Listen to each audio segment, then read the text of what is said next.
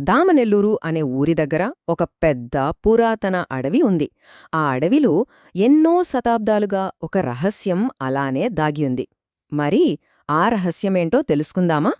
సరే, ఈ కథలోకి వెళ్ళాలంటే ముందుగా ఆ అడవి చుట్టూ అల్లుకున్న కొన్ని కథలు, కొన్ని గుసగుసల గురించి మాట్లాడుకోవాలి.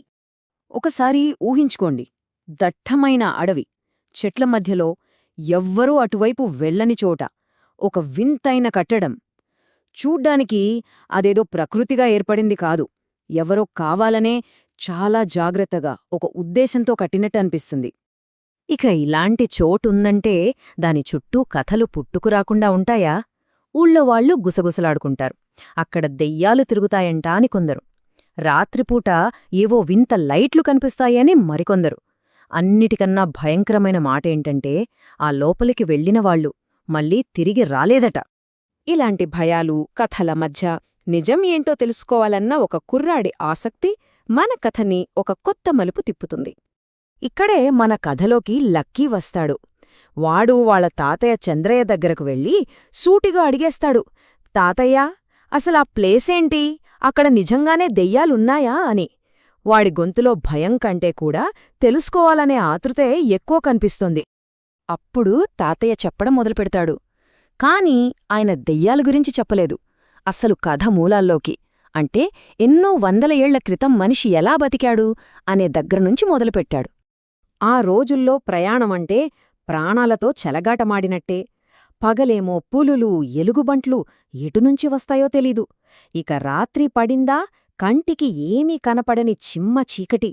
దానికి తోడు అడవిలోంచొచ్చే వింత వింత శబ్దాలు గుండెల్ని ఆపేస్తాయి.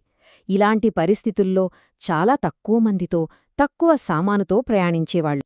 మరి ఆ భయంకరమైన ప్రయాణాలకి, ఈ రహస్యమైన కట్టడానికి ఏంటి సంబంధం?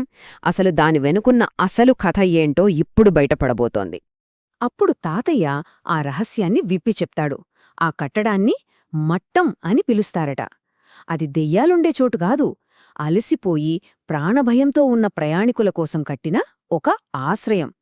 ప్రమాదం రాకుండా కాపాడే ఒక కవచం లాంటిదనమాట. దాని ఉపయోగం చాలా సింపుల్, కానీ ప్రాణాలని కాపాడేంత ముఖ్యం. రాత్రిపూట పడుకోడానికి, అడవి జంతువుల బారినుంచి తప్పించుకోడానికి, ఇక వాన, చలి లాంటి వాటినుంచి రక్షణ పొందడానికి. అది వాళ్లకి ఒక స్వర్గంలాంటిది. అంతేకాదు, దాన్ని కట్టిన విధానంలోనే అసలు తెలివి ఉంది. దానికి ఉన్న ఒక్క దారి కూడా చాలా చిన్నగా, బలంగా ఉంటుంది.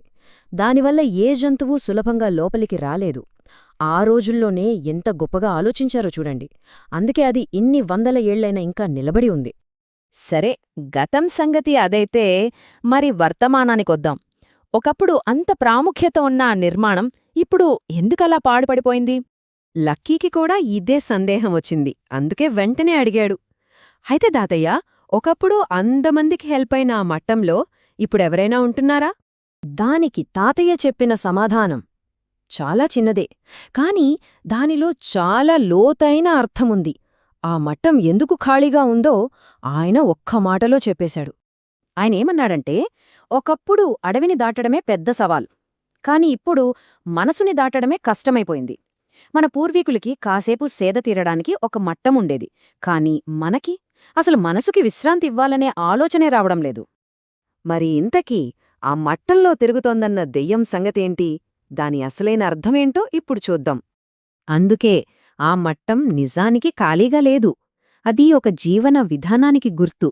ఒకప్పుడు మనిషి ఎలా బతికాడో చెప్పే ఒక మౌన సాక్షిలా నిలబడింది.